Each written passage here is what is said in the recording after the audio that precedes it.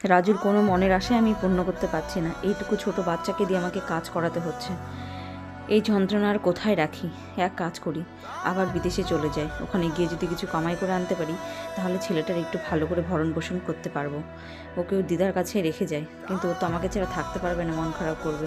কিন্তু কি করা যায়? এই লাইফস্টাইল আমার আর ভালো লাগে না। এত কষ্ট একটা বাচ্চাকে দেওয়া যায়? কোথায় যে গেল ছেলেটা?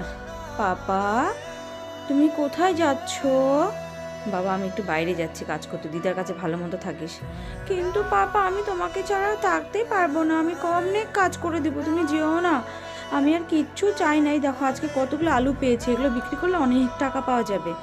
কিন্তু পাপা, ঠিক আছে তুমি যাও, আমি দিদার কাছে থাকবো, কিন্তু তুমি এবার তাড়াতাড়ি এসো। হ্যাঁ সোনা, মন খারাপ করে না, আমি এই মাসের 1-2 তারিখেই চলে আসবো। হ্যাঁ, তোমরা সবাই সাবস্ক্রাইব আর লাইক করে দাও, আমার পাপাকে সবাই লাইক